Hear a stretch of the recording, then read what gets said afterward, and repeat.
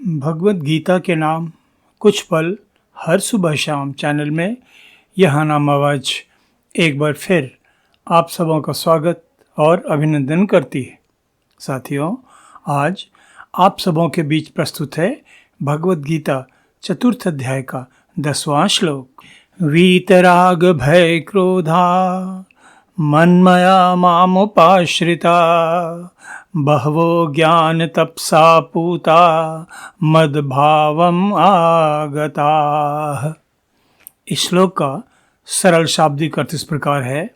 हे अर्जुन, पहले भी जिनके राग, भय और क्रोध सर्वथा नष्ट हो गए थे और जो मुझ में अनन्य प्रेम पूर्वक स्थित रहते थे, मेरे आश्रित रहने वाले बहुत से भक्त उपर्युक्त ज्ञान रूप तप से पवित्र होकर मेरे स्वरूप को प्राप्त हो चुके हैं। साथियों, भगवत गीता चतुर्थ अध्याय के इस 10वें श्लोक का महत्व यह है कि इसमें योगेश्वर श्री कृष्ण ने अर्जुन को स्पष्ट रूप से वह मार्ग बतलाया है जिसके द्वारा पहले भी उनके अनेक अनन्य भक्त उन्हें प्राप्त कर चुके हैं, और जो भी मनुष्य उस मार्ग का अनुसरण कर पाएगा वह निश्चय ही ईश्वर साक्षात्कार प्राप्त कर मानव जीवन का चरम लक्ष्य पा लेगा। साथियों, अभी तक हम तो बारंबार यह कहते सुनते चले आ रहे थे कि मानव जीवन का चरम लक्ष्य ईश्वर प्राप्ति है, किंतु यह कैसे संभव होगा इसका संकेत हमें नहीं मिलता था। इस श्लोक में योगेश्वर श्री कृष्ण ने यह भी बिल्कुल स्पष्ट कर दिया है कि मानव जीवन का वह चरम लक्ष्य कैसे, किस उपाय से प्राप्त किया जा सकता है। साथियों, अनेकों तपस्वी ऋषियों, मुनियों, साधकों की आप्तवाणी संसार में 84 लाख योनियों का अस्तित्व होने संबंधी रहस्योद्घाटन कर चुकी हैं। संत कबीर साहब की एक रचना है ज्ञान गुदड़ी। इसमें संत कबीर कहते हैं, अलख पुरुष जब किया विचारा, लख 84 धागा डारा, 5 तत्व की गुदड़ी बिना, 3 गुणन से ठाड़ी कीना, तामे जीवा ब्रह्म अरु माया, समरथ ऐसा खेल बनाया, जीव ही 5 25 लागा, काम क्रोध ममता मद पागा। साथियों, संसार में जिन 84 लाख योनियों की बात कबीर साहब ही नहीं बल्कि सभी ज्ञानी जन हम जगजीवों को बताते हैं, उन 84 लाख योनियों में से केवल एक मनुष्य योनि ही ऐसी है जिसमें भोग तथा योग दोनों की संभावनाएं होती हैं। अन्य सभी योनियां केवल भोग योनियां होती हैं जिनमें जीव तरह तरह के सुख दुख भरे भोग भोग कर इस संसार से विदा हो जाता है। परमेश्वर ने मनुष्य को ही, केवल मनुष्य को ही स्वतंत्र बुद्धि दी है। वह अपने जीवन की दिशा भोग तथा योग दोनों में से किसी एक की ओर मोड़ देने के लिए स्वतंत्र होता है। साथियों, यह एक प्रकार की ईश्वर रचित परीक्षा है जो परमात्मा प्राप्ति की पात्रता निर्धारित करती है।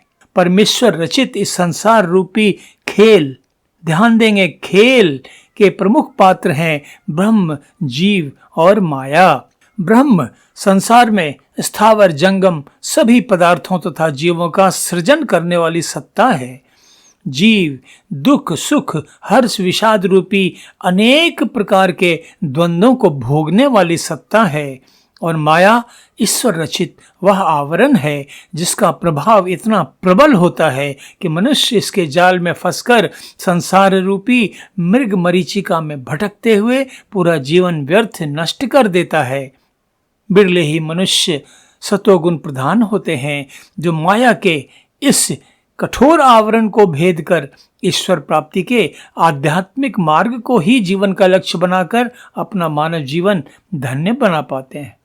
तो साथियों, क्या है वे उपाय जो योगेश्वर श्री कृष्ण अर्जुन को बतला रहे हैं, जिनका अनुसरण कर मनुष्य परमात्मा प्राप्ति का अधिकारी बन सकता है? श्री कृष्ण सबसे पहले कहते हैं, वीत राग भय क्रोधा, अर्थात संसार के प्रति आसक्ति, भय तथा क्रोध, इन भावनाओं से परे हो जाना, अर्थात इन पर पूरा नियंत्रण स्थापित कर लेना, ताकि किसी भी स्थिति में ये तीनों प्रबल भावनाएं मनुष्य के विवेक को विचलित नहीं कर पाएं, उसकी ध्यान साधना को विपरीत रूप से प्रभावित नहीं कर पाएं। इस पंच भौतिक शरीर में केवल आत्मा ही एकमात्र चेतन सत्ता है, अन्य सभी तत्व जड़ हैं। क्या है वे अन्य तत्व? पंच महाभूत, पृथ्वी, जल, अग्नि, वायु और आकाश। पंच प्राण, ये पंच प्राण है प्राण, अपान, व्यान, उदान और समान। पांच ज्ञानेंद्रियां, आंख, कान, नाक, जिह्वा तथा त्वचा। पांच कर्मेंद्रियां, हाथ, पैर, गुदा, लिंग तथा वाणी। और चार अंतःकरण, मन, बुद्धि, चित्त और अहंकार। ये 24 जड़ अर्थात अचेतन तत्व हैं। जब इन 24 जड़ तत्वों के साथ 25वां तत्व आत्मा, जिसमें चैतन्य गुण होता है, का योग हो जाता है, तभी इन जड़ तत्वों से बने शरीर में चेतना का संचार होता है, शरीर जीवित हो उठता है। और जैसे ही चेतन आत्मा का शरीर से वियोग होता है, शरीर मृत हो जाता है। साथियों, शरीर के संबंध में इतने विस्तृत चर्चा का उद्देश्य यह है कि इस श्लोक में योगेश्वर श्री कृष्ण जिस ज्ञान तपसा पूताह की बात कर रहे हैं, उस पद के अर्थ को अच्छी तरह समझा जाए। हमें यह ज्ञान होना आवश्यक है कि जब श्री कृष्ण ऐसे मनुष्य की बात करते हैं जो वीत राग भय क्रोधा की स्थिति प्राप्त कर चुका है, तो विचार करने की बात यह है कि मनुष्य में राग, भय तथा क्रोध की भावनाएं आखिर कहाँ और क्यों उत्पन्न होती हैं। भगवत गीता ज्ञान की इतनी चर्चा तो हम कर ही चुके हैं कि अब यह बात आसानी से समझी जा सकती है कि इंद्रियों, जिनके विस्तृत चर्चा हमने अभी अभी की, कि अपने अपने विषयों के प्रति प्रबल आकर्षण के कारण ही मनुष्य के मन में उनके प्रति एक सहज किंतु प्रबल खिंचाव उत्पन्न होता है, और सांसारिक भोगों की लिप्सा रखने वाले मनुष्य के मन में धीरे धीरे उनके प्रति गहरी आसक्ति उत्पन्न हो जाती है।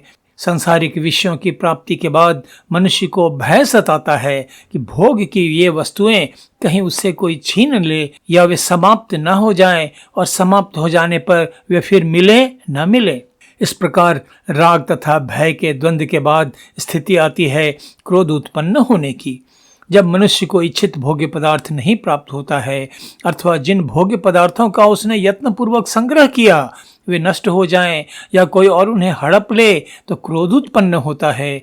और क्रोध की ज्वाला के संबंध में मेरे परम श्रद्धेय ब्रह्मज्ञानी सद्गुरु सदा फलदेव जी महाराज की वाणी क्या कहती है, कितनी सार्थक है, आप सब भी सुने।